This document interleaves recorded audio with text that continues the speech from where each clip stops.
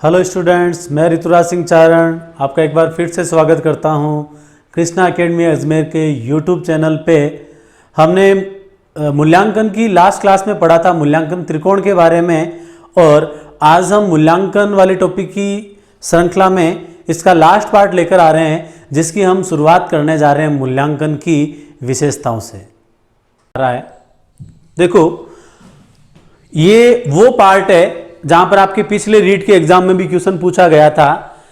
Question ऐसे हो सकता है कि एक अच्छे परीक्षण, एक उत्तम परीक्षण या एक मूल्यांकन की क्या क्या विशेषता हो सकती है, उस विशेषता से रिलेटेड आपको क्या पूछा जाएगा, एग्जाम्पल पूछा जाएगा।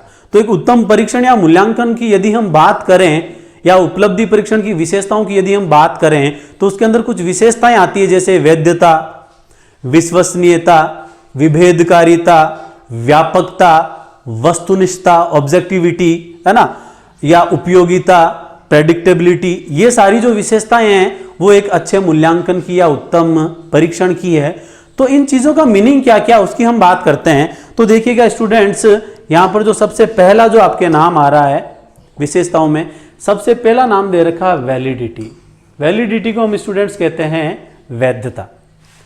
तो आपको वैधता का मतलब पता होना चाहिए। वैध या वैलिड परीक्षण वही परीक्षण कहलाता है, ऐसा परीक्षण जो एक निश्चित उद्देश्य की प्राप्ति करने के लिए बनाया गया है। यदि वो उसी परीक्षण की क्या करता है, जांच करता है, तब हम उसको क्या बोलते हैं, वैध परीक्षण, वैलिडिटी या वैधता। देख लीजिएगा लिखा हुआ अच्छे से, देखो क्या लिखा हुआ है। जिस उद्देश्य के लिए परीक्षण तैयार किया गया है, यदि वे उसकी क्या करता है, पूर्ति करता है, तो उसको हम क्या बोलते हैं, वैधता। यानी केवल उसी उद्देश्य की क्या करे, पूर्ति करे, जिस उद्देश्य के लिए उस परीक्षण का क्या किया गया है, निर्माण किया गया है। जैसे मान लो किसी के भाषा कौशल की जांच करनी है ना, तो आप उसमें जो परीक्षण तैयार करोगे वो केवल और केवल किससे रिलेटेड होगा, सिर्फ और सिर्फ उसके लिंग्विस्टिक स्किल, उसके भाषाई कौशल से संबंधित क्वेश्चन ही वहां पर शामिल किए जाएंगे।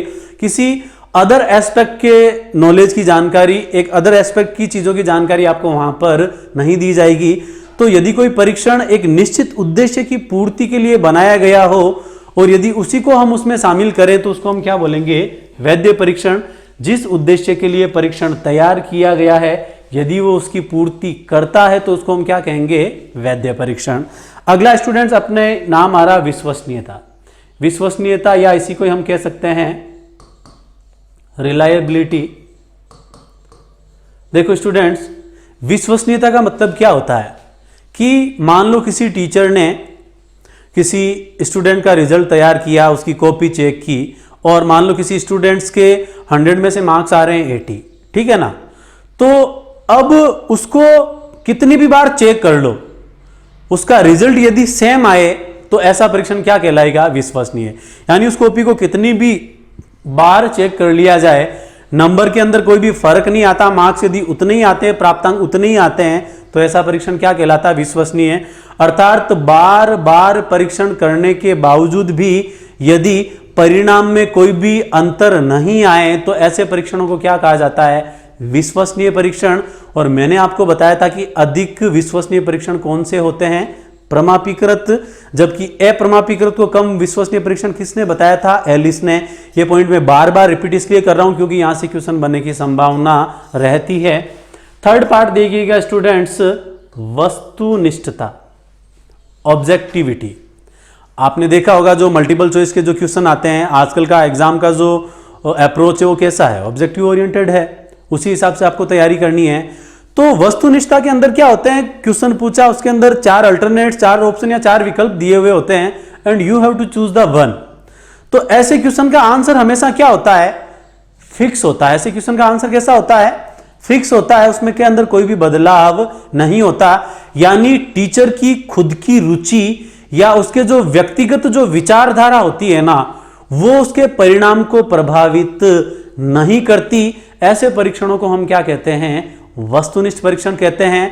और सबसे ज्यादा रिलायबल या सबसे ज्यादा विश्वसनीय परीक्षण कौन से होते हैं, वस्तुनिष्ठ परीक्षण ही होते हैं, ना कि निबंधात्मक प्रश्न। क्योंकि आपने देखा होगा जो ऐसे टाइप या निबंधात्मक टाइप के जो क्वेश्चन होते हैं उसमें स्टूडेंट्स को बहुत सारा लिखना होता है, वो अपनी चीजों को, अपने विचारों को कैसे एक्सप्रेस करता है, कैसे अभिव्यक्त करता है, तो उसके अंदर जांचने वाले की जो पर्सनल इंटरेस्ट और उसकी जो खुद की व्यक्तिगत विचारधारा होती है ना, वो ऐसे केसेस में प्रभावित करती है। तो निबंधात्मक परीक्षण की बजाय वस्तुनिष्ठ परीक्षण क्या होते हैं, ज्यादा विश्वसनीय होते हैं, क्योंकि उसके अंदर किसी शिक्षक की व्यक्तिगत विचारधारा इसको प्रभावित नहीं करती है। अगला देखिएगा। अच्छा, एक पॉइंट में आपको बताना भूल गया था, विश्वसनीयता में देखो मैंने नोट डाल के लिखा हुआ है, इसे परिणाम की समानता या इसको हम क्या कहते हैं, स्थिरता। बहुत वेल नोन चीज है। जब बार बार परीक्षण करने के बावजूद भी परिणाम में कोई भी अंतर नहीं आए, तो यानी परिणाम में क्या मिल रही है आपको, समानता मिल रही है, या परिणाम के अंदर आपको क्या देखने को मिल रही है, स्थिरता। तो जहां पर भी परिणाम में समानता या स्थिरता की बात आए, आपको सीधा वहां पर क्या क्लिक करना है स्टूडेंट्स, विश्वसनीयता या रिलायबिलिटी। मैं समझाने के साथ साथ क्वेश्चन की लैंग्वेज क्या हो सकती है, इसलिए मैंने आपको इसमें नोट डाल के लिखा है। और फिर देखिएगा, अगला आपके पार्ट आता है स्टूडेंट्स, विभेदकारिता। वस्तुनिष्ठता मैंने आपको बता दिया था, जब परीक्षक का व्यक्तिगत निर्णय प्राप्तांकों को प्रभावित नहीं करता तो उसको हम क्या बोलते हैं, वस्तुनिष्ठता। अगला नाम बहुत सिंपल है, अगला नाम आ रहा है आपके विभेदकारिता। आपने देखा होगा इसका सर्वाधिक जो यूज करता है वो मतलब कैसे होता है, एक टीचर कैसे करता है भाई, जब एग्जाम के लिए एक पेपर सेट किया जाता है तो उसमें सभी टाइप के क्वेश्चन होते हैं भाई, उन क्वेश्चनों को भी शामिल किया जाता है जो एक एवरेज स्टूडेंट भी कर सकता है, बिलो एवरेज स्टूडेंट भी कर सकता है, कुछ क्वेश्चन ऐसे भी होते हैं जो केवल जीनियस स्टूडेंट ही कर सकता है। तो विभेदकारिता का मतलब यह कि सभी टाइप के क्वेश्चन को उसके अंदर शामिल करना, ताकि आप बच्चों का आईक्यू लेवल डिटरमाइन कर सको, सभी कैटेगरी उसके अंदर शामिल कर सके, उसको हम क्या बोलेंगे, विभेदकारिता बोलेंगे।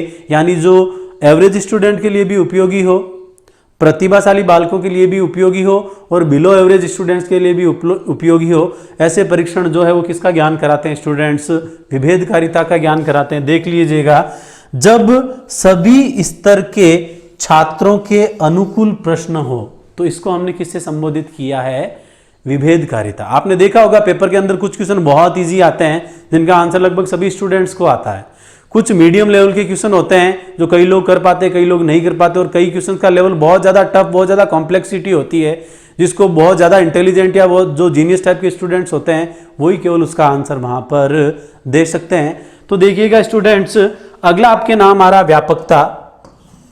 व्यापकता वो वर्ड है जिसको मैंने पीछे की क्लासेस में भी एक्सप्लेन किया था। व्यापकता का मतलब एक ओवरऑल व्यू, यानी सभी पक्षों को सम्मिलित करने की जो बात आती है वो किस में आती है स्टूडेंट्स, व्यापकता में। मैंने आपको बताया था जब एकेडमिक के साथ साथ को करिकुलर एक्टिविटीज को भी शामिल किया जाता है तब हम उसको क्या कहते हैं, व्यापकता। यानी बच्चा पढ़ने में अच्छा है लेकिन हाउ टू टॉक, वो लोगों के साथ कैसे डील कर रहा है, स्पोर्ट्स में कैसा, कल्चरल इवेंट में कैसा है, इमोशनली डेवलप्ड है या नहीं है वो। तो जब सारी चीजों का एक साथ जब हम उनको शामिल कर देते तो उसको हम क्या नाम देते हैं स्टूडेंट्स, व्यापकता। या हम इसको ऐसे भी कह सकते हैं कि व्यक्तित्व के सभी पहलुओं को शामिल करना किस में आएगा, व्यापकता में। या चारों टाइप के जो क्वेश्चन होते हैं, short answer, very short answer, objective और ऐसे टाइप के क्वेश्चन, उन सभी को पेपर में शामिल करना, वो भी किसकी बात करता है, व्यापकता की। या हम सीधा सीधा ऐसा भी कह सकते हैं कि प्रश्न ऐसे होने चाहिए जो ज्यादा से ज्यादा सिलेबस को कवर कर सके, उसको भी हम स्टूडेंट्स किससे संबोधित करते हैं, व्यापकता से संबोधित करते हैं। तो दिए गए प्रश्न पूरे पाठ्यक्रम से संबंधित हो तो इसको हमने स्टूडेंट्स क्या नाम दिया है, व्यापकता नाम दिया है। मैंने एक एक पॉइंट को आपको अच्छे से एक्सप्लेन किया, फिर से रिवाइज करवा देता हूं। पॉइंट है मूल्यांकन की विशेषताएं। पहला पॉइंट है वैधता, वैलिडिटी। जो परीक्षण जिस उद्देश्य की प्राप्ति के लिए तैयार किया गया है, यदि वो उसकी पूर्ति कर रहा है तो ऐसा परीक्षण क्या कहलाता है, वैध। फिर नाम था रिलायबल। रिलायबल को हमने नाम दिया था बार बार जांच करने पर भी जब परिणाम में अंतर नहीं आए, यानी परिणाम में समानता या स्थिरता को हमने क्या नाम दिया था, विश्वसनीयता। फिर अपने अगला नाम आया वस्तुनिष्ठता या ऑब्जेक्टिविटी। यानी यदि ऑब्जेक्टिविटी का मतलब क्या था यहां पर स्टूडेंट्स, जब व्यक्तिगत निर्णय जो होता है या किसी टीचर की व्यक्तिगत रुचि का जब ध्यान नहीं रखा जाता, किसी के पर्सनल विचारधारा जो है वो यदि परीक्षण में शामिल नहीं है तो वहां पर हम उसको क्या कहेंगे, वस्तुनिष्ठता कहेंगे। फिर अपने आया था विभेदकारिता, यानी सभी टाइप के क्वेश्चन शामिल करना, क्योंकि अलग अलग कैटेगरी के अलग अलग आईक्यू लेवल के बच्चे एग्जाम देते हैं। और सबसे लास्ट था अपने व्यापकता, यानी जो सभी प्रकार के प्रश्नों से रिलेटेड हो, सभी पूरे सिलेबस को क्या करे, कवर करे, उसको हमने किससे संबोधित किया था स्टूडेंट्स, व्यापकता।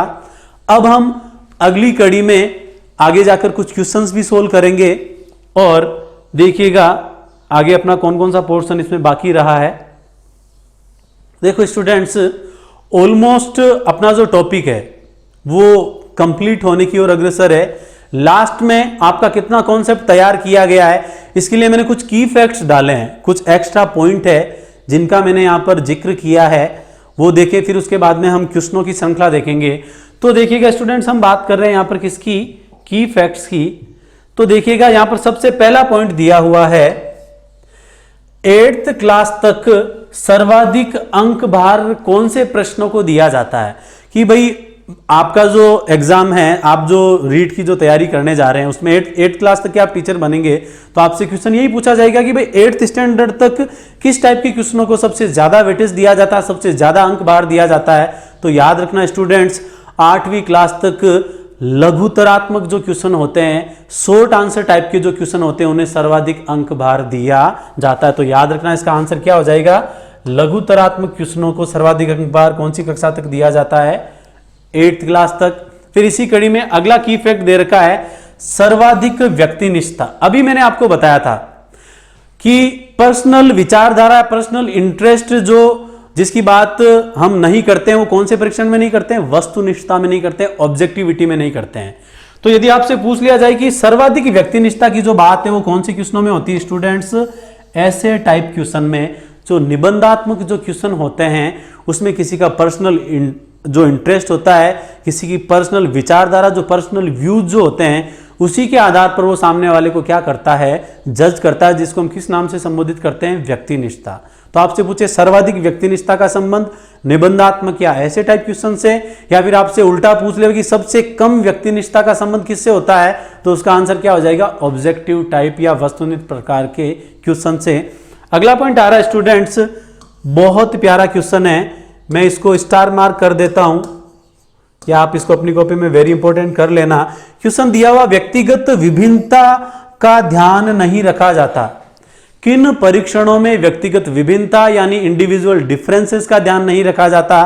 तो याद रखना स्टूडेंट्स, जो प्रमापीकृत या जो मानकीकृत परीक्षण थे उसमें व्यक्तिगत विभिन्नता का ध्यान नहीं रखा जाता। कैसे, मैं आपको एक्सप्लेन कर देता हूं। एक तो हमने पढ़ा प्रमापीकृत, आंसर देख लो आप पहले, आंसर क्या हो जाएगा, प्रमापीकृत परीक्षण।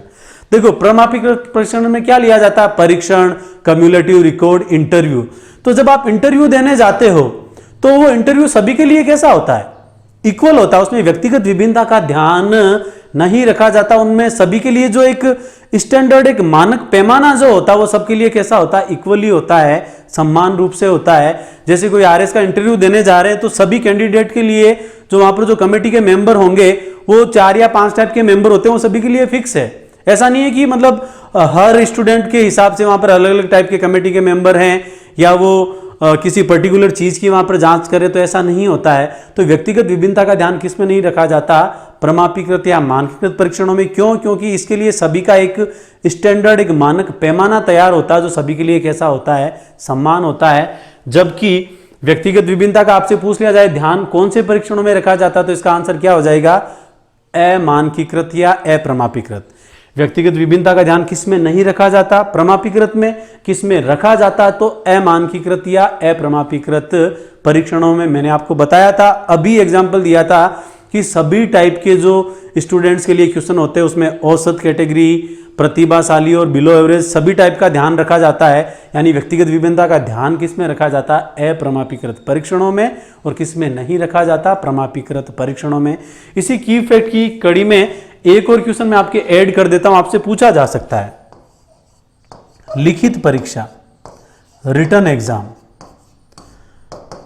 आपको इसके बारे में नॉर्मल जानकारी होनी चाहिए कि भाई लिखित परीक्षा जो है उसका प्रारंभ सर्वप्रथम कब हुआ था। तो फैक्ट है, डेट है, आप याद कर लोगे।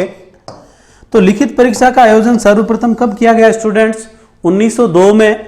और कहां पर किया गया, जगह भी याद रखना, कैम्ब्रिज यूनिवर्सिटी, जो कि कहां पर है, इंग्लैंड में। फिर से बता देता हूं, एक नया पॉइंट ऐड किया है। लिखित परीक्षा जो है सर्वप्रथम कब ली गई? 1902 में। कहां पर? इंग्लैंड के कैम्ब्रिज विश्वविद्यालय से सर्वप्रथम लिखित परीक्षा का आगाज हुआ था। आशा करता हूं ये की फैक्ट्स के चारों पॉइंट्स आपको समझ में आए होंगे। अब हम अगली कड़ी में स्टूडेंट्स जो बात करेंगे, अब हम यहां पर लेने जा रहे हैं क्वेश्चंस की श्रृंखला। अपना ये जो मूल्यांकन का जो टॉपिक हमने लिया था, जिसमें सबसे पहले हमने मापन और मूल्यांकन में अंतर पढ़ा था, फिर आकलन और मूल्यांकन में हमने अंतर पढ़ा था, फिर हमने पढ़ा था सीसी, जिसमें फॉर्मेटिव, समेटिव और एनपी की क्या विचारधारा है, सीसी का पार्ट हमने पढ़ा था। और इसकी अंतिम कड़ी में जो मूल्यांकन का सबसे लास्ट पार्ट है उपलब्धि परीक्षण, जो कि हमने आज की क्लास में एक्सप्लेन किया है, तो वो भी अपना कंप्लीट हो चुका है। अब इससे रिलेटेड कुछ क्वेश्चंस है। अभी मैंने की फैक्ट्स बताए थे, वो भी एजे क्वेश्चन थे, और अब मैंने कुछ ऑब्जेक्टिव के फॉर्म में कुछ क्वेश्चन तैयार किए हैं, जिनका भी हम जिक्र यहां पर कर लेते हैं। तो देखिएगा स्टूडेंट्स, क्वेश्चन की कड़ी में हम यहां पर बात कर रहे हैं। एक क्वेश्चन दिया हुआ है, अधिगम में आकलन किस लिए आवश्यक होता है? कि भाई जो आप लर्निंग करते हो, जो आप अधिगम करते हो, उसमें आकलन क्यों आवश्यक होता है, किस चीज के लिए आवश्यक होता है? आकलन के बारे में हमने पढ़ा था, असेसमेंट, टाइप ऑफ असेसमेंट भी पढ़ा था, फॉर्मेटिव, समेटिव, फिर उनके 3 आधार भी पढ़े थे, ऑफ, फॉर और एज लर्निंग, ठीक है ना। तो अधिगम आकलन किसके लिए आवश्यक होता है? तो देखिएगा स्टूडेंट्स, सबसे पहला यहां पर नाम आ रहा है जांच परीक्षण के लिए, अगला नाम आ रहा प्रेरणा के लिए, तो ये तो नहीं होगा। अगला आ रहा पृथक्करण और श्रेणीकरण के उद्देश्य को प्रोत्साहन करने के लिए, इसका भी बात यहां पर नहीं होगी। अगला दे रखा है ग्रेड और अंकों के लिए, तो ये भी यहां पर नहीं आएगा, क्योंकि हमने पढ़ा था अंक या नंबर्स की बात किसमें होती है? मापन में, ना कि आकलन में। और ग्रेड देने की जो बात होती है वो किसमें होती है? मूल्यांकन में, ना कि आकलन में। अभिप्रेरणा का संबंध सभी प्रकार के परीक्षणों से होता है, तो कोई स्पेशलाइजेशन यहां पर है नहीं। तो याद रखना स्टूडेंट्स, आकलन जो है वो किसके लिए तैयार किया जाता है? जांच परीक्षण के लिए तैयार किया जाता है। आपको आपकी जानकारी के लिए एक्सप्लेन करके बता दूं, आकलन के हमने 2 टाइप पढ़े थे, एक तो फॉर्मेटिव और एक हमने पढ़ा था समेटिव। कि समय समय पर बच्चे का जो जांच करते हैं, परीक्षण करते हैं, वो किसके माध्यम से करते हैं? फॉर्मेटिव असेसमेंट यानी रचनात्मक आकलन, तथा समेटिव असेसमेंट यानी कि योगात्मक आकलन के माध्यम से हम क्या करते हैं? जांच परीक्षण करते हैं। तो अधिगम में आकलन किसके लिए होता है स्टूडेंट? इसका आंसर क्या हो जाएगा? जांच परीक्षण के लिए। आपको समझाने के लिए यहां पर लिख देता हूं, जांच परीक्षण किसके माध्यम से होगा? फॉर्मेटिव असेसमेंट, और किसके माध्यम से होगा? Summative assessment. क्योंकि आपने पढ़ा था सीसी के अंतर्गत हर महीने के बाद में जो टेस्ट होता है उसको हमने रचनात्मक या फॉर्मेटिव असेसमेंट नाम दिया था, यानी हम क्या कर रहे हैं? बच्चे का जांच परीक्षण कर रहे हैं। फिर महीना भर हुआ, फिर बच्चे का क्या होता है? फॉर्मेटिव असेसमेंट होता है। फिर 2 फॉर्मेटिव के बाद में कुछ यूनिट्स मिलके आती है, टॉपिक्स मिलके आते हैं, उसको हमने नाम क्या दिया था? Summative assessment. तो आकलन का मुख्य उद्देश्य क्या हो जाएगा? जांच परीक्षण। आशा करता हूं आपको समझ में आया होगा। इसी अगली कड़ी में स्टूडेंट्स हम अगले क्वेश्चंस की बात करते हैं। देखिएगा, क्वेश्चन दिया हुआ है, सतत एवं व्यापक मूल्यांकन, यानी हम यहां पर किसकी बात कर रहे हैं? सीसी की बात कर रहे हैं। किस लिए आवश्यक है? कि भाई सतत और व्यापक मूल्यांकन हम क्यों करते हैं, वो किस चीज के लिए आवश्यक होता है? तो देखिएगा स्टूडेंट, सबसे पहला पॉइंट दे रखा, शिक्षा बोर्ड की जवाबदेही कम करने के लिए। बहुत नॉर्मल पॉइंट है, ये तो नहीं होगा। अगला पॉइंट देखिए, जल्दी जल्दी की जाने वाली गलतियों की तुलना में कम अंतराल पर होने वाली गलतियों को सुधारना, तो इसकी भी बात यहां पर नहीं होगी, ठीक है। अगला पॉइंट दे रखा है, यह समझने के लिए कि अधिगम को किस प्रकार अवलोकन किया जाता है, दर्ज किया जाता है, वो सुधार किया जाता है। यानी ये पॉइंट आपको जरूर यहां पर कंफ्यूज करेगा, क्योंकि इसके अंदर हमने किसकी बात की है कि हम यहां पर अधिगम का क्या कर रहे हैं? अवलोकन कर रहे हैं, और साथ ही हम यहां पर किसकी बात कर रहे हैं? अधिगम में सुधार की भी हम बात कर रहे हैं। तो याद रखना, सीसी पैटर्न जो है उसमें मेनली हमने बात की थी समेटिव पार्ट की, योगात्मक पार्ट की, जिसको मैंने नाम दिया था सबमिट, जमा करा देना, एंड रिजल्ट या प्रोडक्ट ओरिएंटेड। तो उसके अंदर सुधार की गुंजाइश नहीं रहती है, क्योंकि मूल्यांकन तो आपको केवल और केवल क्या बताता है? सीसी पैटर्न आपके गुण और दोषों की क्या करता है? जांच करता है। तो इसका आंसर लास्ट पॉइंट हो जाएगा स्टूडेंट। देखिएगा, शिक्षण के साथ साथ परीक्षण का तालमेल बिठाने के लिए क्या किया जाता है? हमें सीसी पैटर्न की आवश्यकता होती है। फिर रिपीट कर रहा हूं, सीसीई पैटर्न या सतत एवं व्यापक मूल्यांकन की आवश्यकता किसके लिए होती है? तो इसका आंसर क्या हो जाएगा स्टूडेंट? टीचिंग के साथ साथ हम किसका तालमेल बिठा रहे हैं? परीक्षण का। होता क्या है, टीचर जो है अपना डेली का लेसन प्लान लेके आता है, बच्चों के आगे लेसन डिलीवर करता है, यानी वो टीचिंग का प्रोसेस मतलब वहां पर कर रहा होता है। बच्चे वहां पर क्या कर रहे होते हैं? लर्न कर रहे होते हैं। अब बच्चों ने कितना लर्न किया वो कब पता चलेगा? जब टीचिंग के बाद में उन बच्चों का क्या किया जाएगा? परीक्षण किया जाएगा, उनका टेस्ट लिया जाएगा। और वो टेस्ट किसके माध्यम से लेते हैं हम? फॉर्मेटिव और समेटिव के माध्यम से। ठीक है स्टूडेंट्स, तो यहां पर हम शिक्षण और परीक्षण के अंदर जो तालमेल बिठाने की बात है वो हम किसके अंतर्गत करते हैं? सीसीई पैटर्न के अंतर्गत या सतत तथा व्यापक मूल्यांकन के अंतर्गत हम करते हैं। ठीक है स्टूडेंट्स, क्योंकि जब तक हम टीचिंग के बाद में जब तक बच्चों का टेस्ट ही नहीं लेंगे तब तक हम उनके अधिगम स्तर में सुधार कैसे कर पाएंगे? तो सुधार की गुंजाइश कब होगी? उससे पहले हमें क्या करना पड़ेगा? परीक्षण करना पड़ेगा। तो शिक्षण और जो परीक्षण की जो प्रक्रिया उनके बीच में तालमेल बिठाने की बात कौन करता है स्टूडेंट्स? सीसीई करता है। इसी क्वेश्चन की अगली कड़ी में स्टूडेंट्स हम बात करते हैं। देखिएगा क्वेश्चन है, सीसीई प्रणाली में A1 ग्रेड कितने प्रतिशत अंक प्राप्त करने वाले छात्रों को प्रदान किए जाते हैं?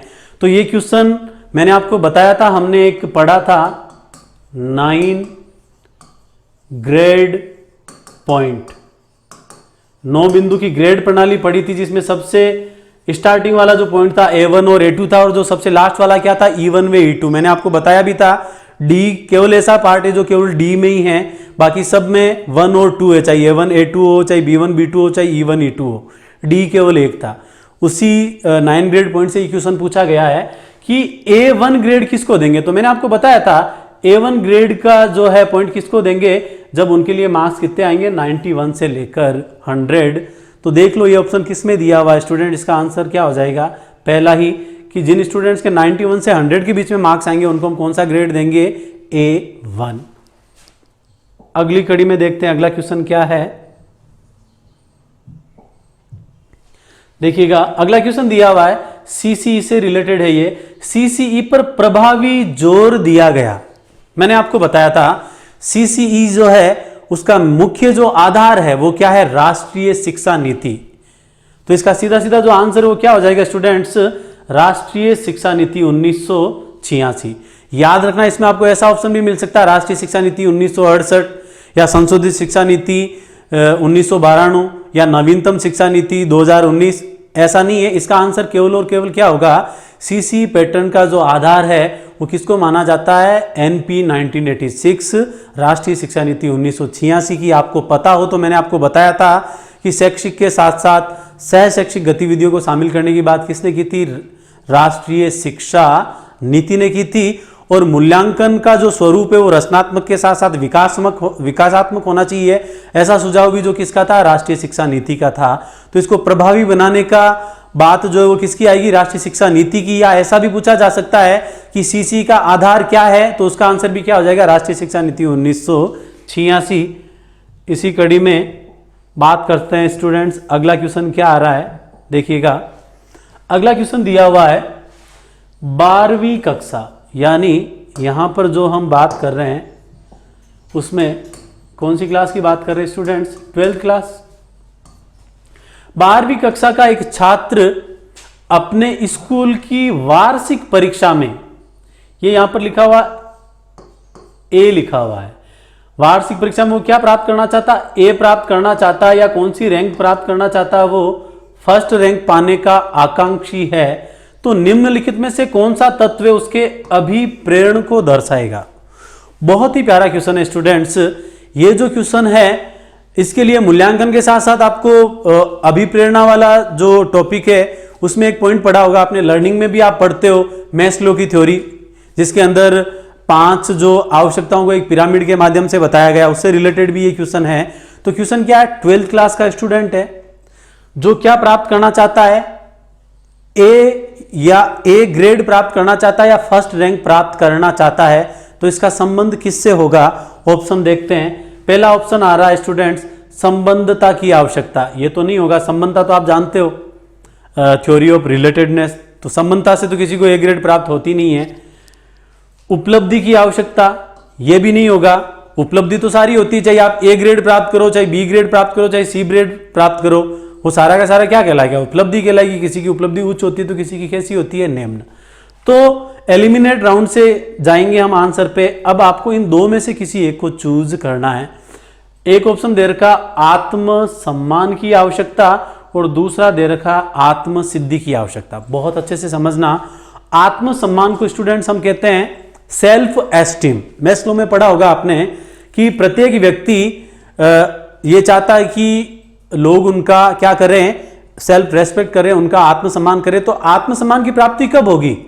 जब आप कोई ऐसा कार्य करोगे, जैसे मान लो कोई नेताजी बना, कोई सरपंच बना, या कोई मेरिट में आया है, कोई आरएस वगैरह बना है, ठीक है ना, तो लोग उसका रेस्पेक्ट करेंगे, जिसको हम क्या बोलेंगे? आत्मसम्मान, ठीक है ना। तो आत्मसम्मान भी यहां पर स्टूडेंट आंसर नहीं होगा। इसका आंसर सीधा सीधा क्या होगा? आत्मसिद्धि। कैसे होगा मैं एक्सप्लेन करता हूं। पहले तो देखो, आत्मसिद्धि को आप इंग्लिश टर्म समझो, इससे आपको इजीली समझ में आएगा। आत्मसिद्धि से तात्पर्य है यहां पर सेल्फ एक्चुअलाइजेशन। क्या कहते हैं हम इसको? सेल्फ एक्चुअलाइजेशन, या इसी को हम क्या कह सकते हैं? आत्म अभिव्यक्ति भी कह सकते हैं। आत्म अभिव्यक्ति, आत्मसिद्धि या सेल्फ एक्चुअलाइजेशन का सीधा सीधा मतलब होता है टू नो योर सेल्फ, यानी खुद को जानना। That what is your strong point, that what is your potential, की आपकी क्षमताएं कितनी है, आपके द्वारा कौन सा कार्य किया जा सकता है, क्या यह कार्य किया जाना आपके लिए संभव है या नहीं है। तो देखो सीधा सीधा आंसर ये क्यों होगा? क्योंकि स्टूडेंट्स क्या आकांक्षा रख रहा है, यहां पर ए ग्रेड प्राप्त करना चाह रहा है, वो फर्स्ट रैंक प्राप्त करने की सोच रहा है। ऐसा वो कब सोच रहा है? यानी वो सबसे पहले उसको क्या करेगा? अपने आप को जान रहा, वो अपने पोटेंशियल को जान रहा है, उसको उसके अंदर ऐसा पोटेंशियल है, उसके अंदर ऐसी क्षमताएं हैं कि वो ए ग्रेड प्राप्त कर सकता है, इसीलिए वो इसके बारे में सोच रहा है। तो अपने पोटेंशियल के बारे में जब तक आप नहीं जानोगे, तब तक आप उस लेवल का टारगेट भी आप डिसाइड नहीं कर पाओगे। तो ए ग्रेड प्राप्त करने की बात कब आएगी? जब उस लेवल का पोटेंशियल आप में होगा। उस लेवल का पोटेंशियल आप में है, यानी आप अपने बारे में जान रहे हैं, इसीलिए इसका संबंध किससे होता है स्टूडेंट्स? आत्मसिद्धि से। तो आत्मसिद्धि में हमने बात किसकी की? इसको हम सेल्फ एक्चुअलाइजेशन भी कहते हैं। और इसके द्वारा स्टूडेंट को किसकी जानकारी होती है? अपने पोटेंशियल की जानकारी होती है, अपनी क्षमताओं की जानकारी होती है, जिसी के आधार पर वो आकांक्षा रखता है कि भाई वो ए ग्रेड ला पाएगा या उसका ग्रेड नीचे आएगा। क्वेश्चन की लेंथ कैसे भी हो, आप इजीली इसका आंसर कर पाओगे। अगली कड़ी में देखते हैं स्टूडेंट्स, अगला क्वेश्चन आ रहा है आपके,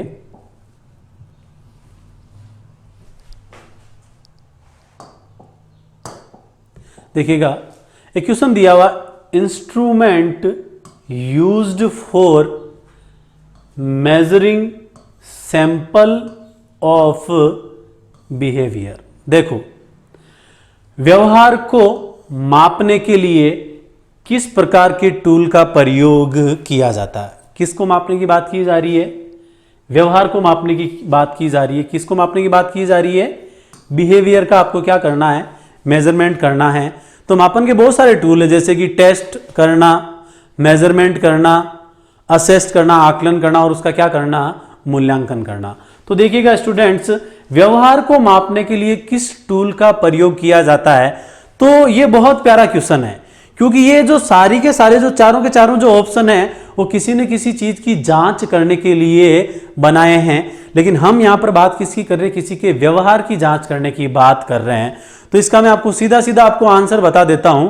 आपने साइकोलॉजी के अंदर बुद्धि परीक्षण पढ़े होंगे कि भाई बच्चों के लिए सबसे पहले अल्फ्रेड बिने ने बुद्धि का परीक्षण तैयार किया था, जिसके अंदर 30 क्वेश्चन थे। बच्चे का स्पीड टेस्ट, कितना जल्दी वो रिप्लाई करता है, ठीक है ना। तो बुद्धि का परीक्षण हमने बच्चे का किया था।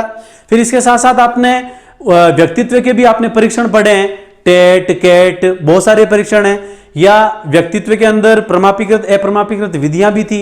और इसके साथ साथ आपने व्यक्तित्व के वर्गीकरण भी पढ़े होंगे।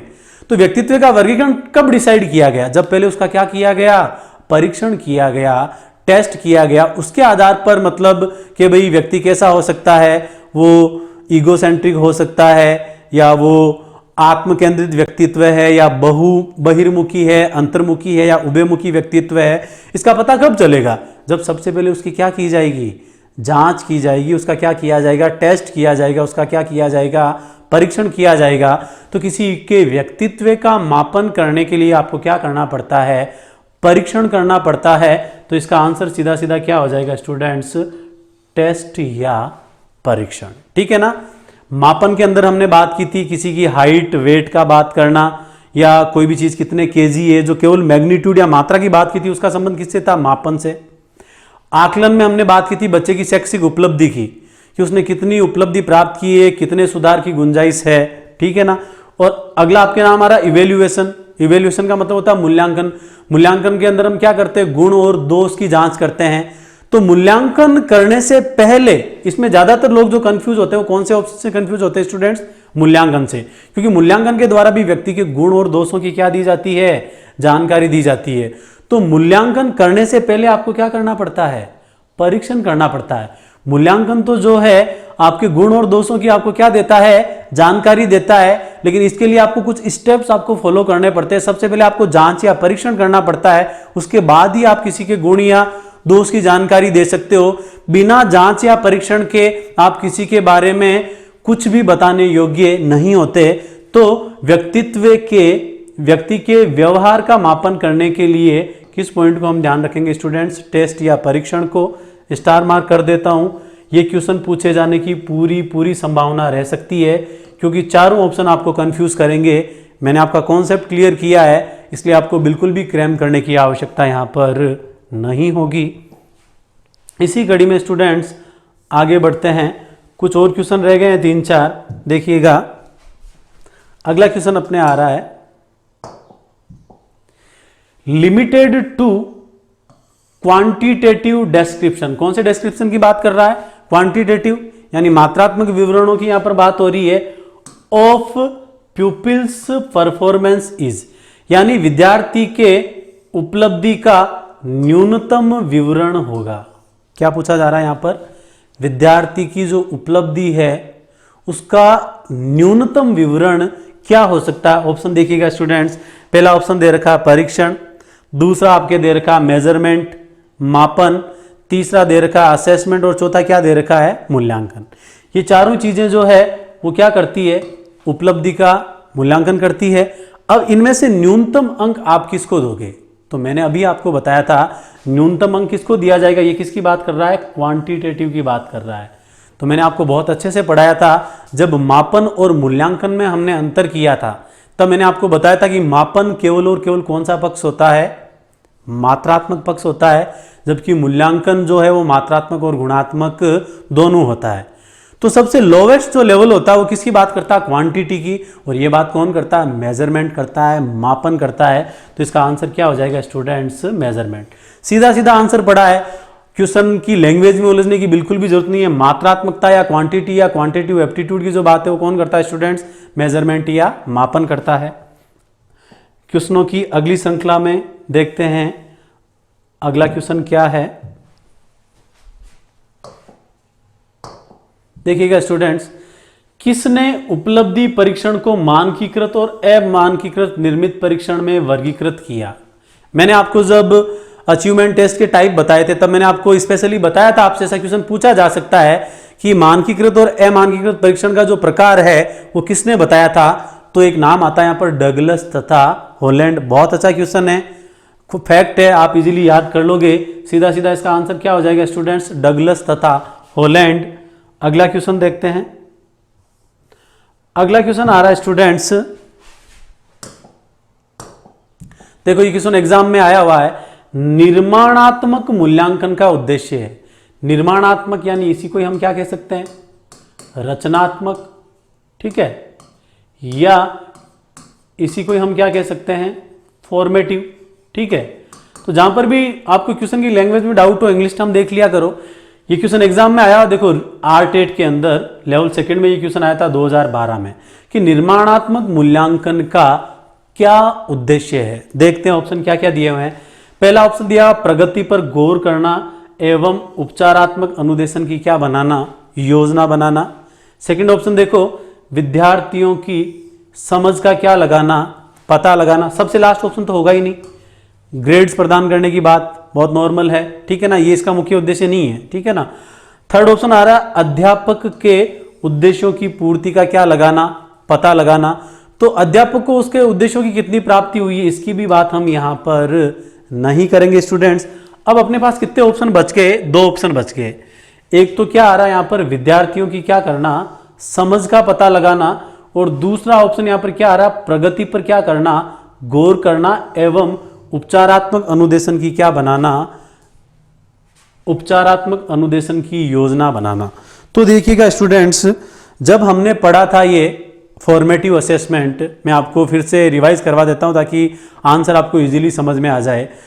फॉर्मेटिव जो होता है उसका सीधा और सीधा संबंध क्या होता है, लर्निंग प्रोसेस की ये बात करता है। जब हम फॉर्मेटिव असेसमेंट लेते हैं, रचनात्मक आकलन बच्चे का जब हम करते हैं तो पढ़ाई के ड्यूरिंग होता है, यानी बच्चे की जो उपलब्धि होती है ना, वो साथ ही साथ पढ़ाई के साथ साथ ही हम बता देते हैं कि भाई उसको कितना समझ में आया और उसमें और ज्यादा कितने सुधार की गुंजाइश है। तो 2 ही ऑप्शन में से आंसर होगा। एक तो आपके क्या दे रहा है, विद्यार्थियों की क्या करना, समझ का पता लगाना। तो विद्यार्थियों को वास्तव में कितना लर्निंग हुआ है इसकी बात कौन करता, फॉर्मेटिव करता, ना कि समेटिव।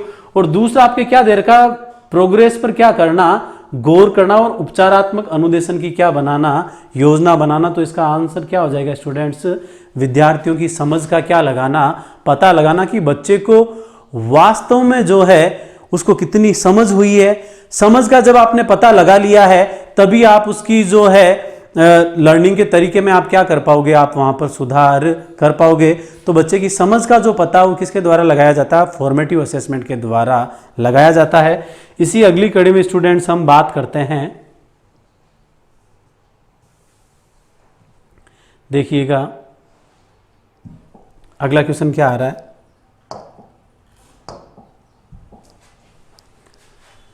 जब बालकों की परीक्षा द्वारा मापी हुई योग्यता के सही मूल्यांकन में स्थायित्व आ जाता है, सीधा सीधा आपको आंसर आ गया होगा। मैंने आपको बताया था समानता या स्थायित्व की बात हमने कौन से परीक्षणों में की थी, इसका संबंध था विश्वसनीयता या रिलायबिलिटी से थे। तो यहां पर बात किसकी आ रही है, मूल्यांकन में स्थायित्व की। स्थायित्व की जगह आपको नया वर्ड समानता भी मिल सकता था। तो इसका सीधा सीधा आंसर क्या हो जाएगा स्टूडेंट्स, विश्वसनीयता। मैंने जब आपको विश्वसनीयता वाला पॉइंट बताया था तो अलग से नोट डाल के लिखा भी था कि समानता या स्थायित्व की बात किसमें की जाती है, विश्वसनीयता में की जाती है। अगली कड़ी में देखते हैं स्टूडेंट्स, अगला क्वेश्चन क्या आ रहा है, देखिएगा अगला क्वेश्चन दे रखा है, निम्न में से कौन सा मूल्यांकन के त्रिकोण यानी मूल्यांकन के त्रिकोण का भाग नहीं है। इस ऐसे क्वेश्चन का आंसर आने के लिए आपको कौन से भाग हैं उसका पता होना जरूरी है। मैंने आपको मूल्यांकन एवेल्यूएशन ट्रायंगल मूल्यांकन त्रिकोण बना के बताया था, जिसके अंदर हमने बात की थी शिक्षण शैक्षिक उद्देश्यों की, अधिगम अनुभव की और मूल्यांकन की। तो देख लो, शैक्षिक उद्देश्य बिल्कुल इसका पार्ट है, मूल्यांकन इसका पार्ट है और अधिगम अनुभव भी इसका पार्ट है, ठीक है ना। तो ये तीनों तो क्या मूल्यांकन त्रिकोण का भाग है, ठीक है ना। तो इसका आंसर क्या हो जाएगा स्टूडेंट्स, इसका आंसर हो जाएगा आपके शिक्षण अनुभव। तो शिक्षण अनुभव को मूल्यांकन त्रिकोण में शामिल नहीं किया जाता। बिल्कुल मैंने मूल्यांकन ट्रायंगल आपको बना के बताया था, आशा करता हूं आपको समझ में आया होगा। इसी कड़ी में हम लास्ट आंसर्स की ओर बढ़ते हैं स्टूडेंट्स। ये लास्ट पार्ट है, इसके साथ ही अपना टॉपिक भी कंप्लीट हो जाएगा। ये जो हमने पढ़ा था कि भाई मापन, मूल्यांकन, आकलन, सीसी पैटर्न, उपलब्धि परीक्षण, उनको सभी चीजों को एक साथ कंसाइज करके एक ग्राफिक्स के माध्यम से मैं आपको यहां पर समझाने जा रहा हूं। देखिएगा यहां पर एक पॉइंट दिया हुआ टेस्ट। टेस्ट का मतलब होता है परीक्षण करना, यानी मेजर स्किल और नॉलेज, यानी किसी के ज्ञान का या किसी के स्किल या कौशल का मापन करना क्या कहलाता है, टेस्ट या परीक्षण कहलाता है। किसी के ज्ञान का या किसी के कौशल का क्या करना, मापन करना क्या कहलाता है, टेस्ट या परीक्षण कहलाता है। बहुत इजी है। अगला पॉइंट आ रहा है स्टूडेंट्स, मापन, डेटा इन न्यूमेरिकल वैल्यू। तो देखो अगला पॉइंट आपके क्या आ रहा है, मेजरमेंट का आ रहा है। किसका आ रहा है? मेजरमेंट। तो देखो मैंने आपको बताया था मेजरमेंट के अंदर हम किसकी बात करते हैं? नंबर्स की बात करते हैं। जब मैंने आपको मापन और मूल्यांकन में अंतर बताया था तब मैंने आपको बताया था कि नंबर्स की बात मापन में होती है, जबकि ग्रेड, सिंबल या प्रतीक की बात किस में होती है? मूल्यांकन में। तो मेजरमेंट का यहां पर मतलब क्या हो जाएगा? Data in numerical value is called measurement. अगला पार्ट आ रहा है स्टूडेंट्स असेसमेंट। असेसमेंट को हम कहते हैं आकलन, ठीक है। तो इसको हम कहते हैं डॉक्यूमेंटेशन। बहुत ही प्यारा नाम है, देखो क्या नाम आ रहा है यहां पर? असेसमेंट यानी आकलन। असेसमेंट करने को हम क्या कहते हैं स्टूडेंट्स? डॉक्यूमेंटेशन कहते हैं। क्या कहते हैं हम इसको? डॉक्यूमेंटेशन। जब हम अपनी फाइल तैयार करते हैं ना डॉक्यूमेंट की, तो हम उसमें देखते हैं कि भाई कौन कौन सी फाइल, कौन कौन सी जो मार्कशीट वगैरह मैंने फाइल के अंदर डाली है और कौन सी मैंने नहीं डाली है। यानी सीधा सीधा सा मतलब ये है, जब आप लर्न करते हो तब आपका इस तरह से आकलन किया जाता कि वास्तव में कितना आपने अचीव कर लिया है और कितना आपको और अचीव करने की आवश्यकता है। यानी आपका लर्निंग प्रोसेस कैसा है, आपने कितना अचीव किया है और आपको और कितना इंप्रूव करने की आवश्यकता है। इन सारी चीजों को मिलाकर एक नाम दिया जाता है डॉक्यूमेंटेशन। तो डॉक्यूमेंटेशन की बात किसमें की जाती है स्टूडेंट्स? असेसमेंट यानी आकलन में। और सबसे लास्ट में आपके आ रहा है इवेल्युएशन यानी मूल्यांकन। सबसे लास्ट पॉइंट क्या दे रखा है स्टूडेंट्स? इसका थोड़ा फॉन्ट ऐसा लग रहा है तो मैं इसको बोर्ड पे लिख भी देता हूं, क्योंकि कई स्टूडेंट्स का तो काम ही केवल कमेंट करना ही होता है कि साफ नहीं दिख रहा या जूम करो। तो ये सारी चीजें मैंने एक एक करके साइड में लिखी है, ठीक है। तो आपकी क्वेश्चन का कोई मुद्दा यहां पर नहीं रहेगा। क्या नाम लिखा हुआ स्टूडेंट्स? इवेल्युएशन, मूल्यांकन। देखिएगा, measure the teaching learning process. बहुत प्यारा क्वेश्चन है, स्टार मार्क में यहां पर कर रहा हूं। आपकी जो टीचिंग लर्निंग जो प्रोसेस है उसका मापन करना क्या कहलाता है? मूल्यांकन। किसका मापन करना? शिक्षण अधिगम प्रक्रिया का मापन करना कि वास्तव में आपकी टीचिंग कितनी इफेक्टिव रही, उसके अंदर क्या क्या गुण थे, क्या क्या दोष थे, क्या क्या उसके मेरिट और डीमेरिट थे। तो टीचिंग लर्निंग जो प्रोसेस है ना, उसका मेजरमेंट या मापन करना जो है वो किसमें शामिल किया जाता है? मूल्यांकन में। तो याद रखना स्टूडेंट्स, मूल्यांकन जो है वो हमेशा किसकी बात करता है? टीचिंग लर्निंग प्रोसेस की जो बात है या इसके जो मापन की बात है वो किस में की जाती है स्टूडेंट्स? मूल्यांकन में की जाती है।